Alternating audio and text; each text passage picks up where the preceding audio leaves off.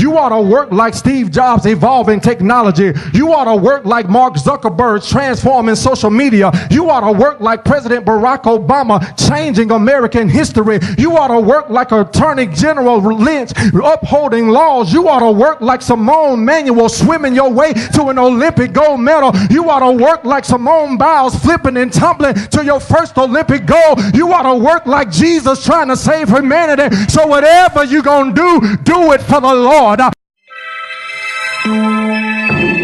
Not disappointing God. Do what God expects you to do. I know you sitting out there and you trying to be perfect in the presence of God, but the Bible says that there's only one that's perfect. God throughout his entire Bible never asked anybody in this room to be perfect. But what God did require is that you do what he expects of you to do. You know what I love about God in this text? God does not do like many of us. Many of us will ask people to do something, but we won't tell them what we expect. You get mad because nobody will help you, but you never told them what you expected. You get mad because they doing it the wrong way, but you never told them what you expected. And I love God because God does not mind sharing his expectations. Look at verse 1 through 8. God reveals his expectations to Asa. God expected him. Come on, look at verses 1 through 8. God expected him to seek him. God expected him to stick with him. God expected him to endure trials. God expected him to get the wrongs and make them right. God expected him to remove detestable idols from all the land of Judah and Benjamin and from all the cities that he had taken in the hill country of Ephraim. God expected him to be obedient. God expected him to stick in there. God expected him to prevail over all his triumphs. But listen, I love verse number 8 because verse number 8 gives him another expectation of the Lord, because I've discovered that if you're going to walk with the Lord, if you're going to work for the Lord, that you've got to get expectation in verse number 8 in your heart. God says in verse number 8, he says, take courage. Tell your neighbor, say, take courage. Here's what this insinuates. It means that courage is in arm's reach. But you don't have it just yet. And so if you're going to get God's kind of courage, you got to be willing to take it. Wow. Lord, I wish I was around some people who needed to take courage. Because courage is not given. You got to go. You got to go where courage is, and you got to take courage. You know where courage is found? It is found when God asks you to do something you scared of doing.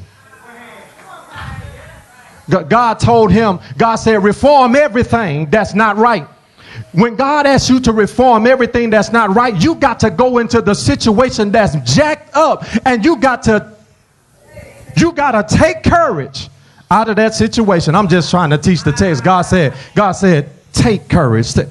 Take it. I know you're scared, but go into the thing that you're scared of and take courage. He says, but then when you take courage, he says, do something with it. Verse 8, let your hands not be weak. There's nothing worse than shaking hands with a man and his hand feel like a woman. Tell somebody, don't shake my hand with no weak grip. Shake my hand and make me know you on the other end of it. Don't shake my hand like you holding a dead fish. Shake my hand like you mean what you saying. He says, let not your hands be weak. Get this, for your work shall be rewarded. Ooh, I can tell the one or two people in here that's working for the Lord, because they say, amen, amen, hey. Amen. He says, don't let your hands grow weak, for your work will be rewarded. I was watching the NFL Hall of Fame induction, and I'm happy, y'all. I'm happy it's football season. And the first person inducted in 2016 NFL Hall of Fame class was a wide receiver by the name of Marvin Harrison. He played wide receiver for the Indiana Colts. And in 1996, the Colts, they gave him a shot to live out his boyhood dreams. They gave him a shot. And owner Jim Irsay told Marvin what he expected of him, because that's what a good owner would do. He said, listen, all we expect for you is for you to stay healthy, catch passes, and score touchdowns. Say, all we expect from you, 3 things: stay healthy, catch passes, score touchdowns. That's all we expect of you. Marvin said, because I was so grateful they gave me a shot. He said, I didn't want to disappoint the owner because he told me what he expected.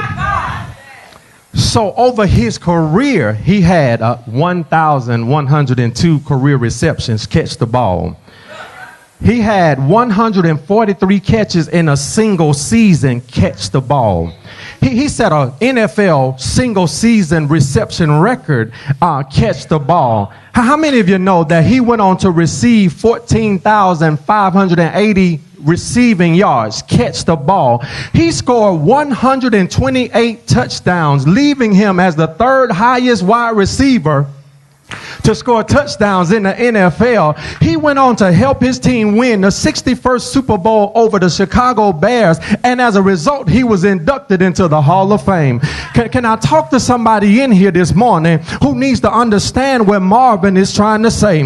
When you understand the expectations of your owner, then you can perform up to their expectation, and when you perform what they expect for you to perform, they'll induct you into the Hall of Fame. Look at somebody and say, I may not be able to run, I may not be able to catch, I may not be able to score touchdowns, but I'm going to be in the hall of faith. Say, I walk by faith and not by sight. Tell somebody, I can see the impossible, I can achieve the unthinkable, because I know who my owner is and what his expectations are. That's why, brothers and sisters, you ought to thank the Lord for the shot that he's given you. And you ought to work up to his expectations, because when you work up to his expectations, he'll put you in the hall of faith.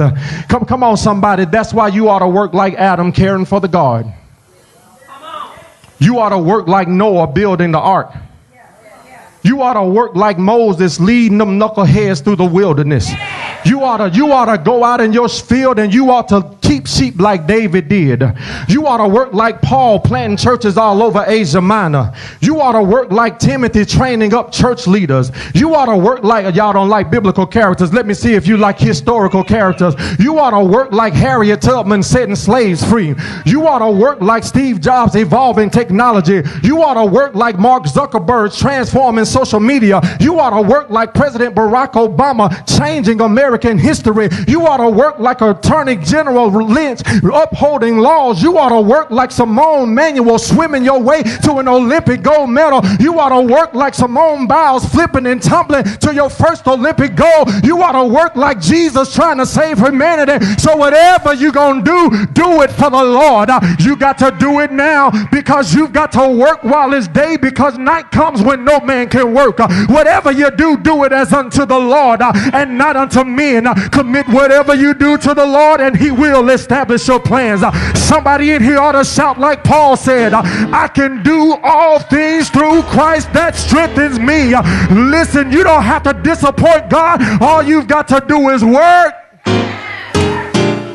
Work for him and you'll put a smile on his face bigger than the Kool-Aid Man smile. We really hope you enjoyed that message. Consider joining our text club to be inspired and encouraged. Simply text LWBC to 28748.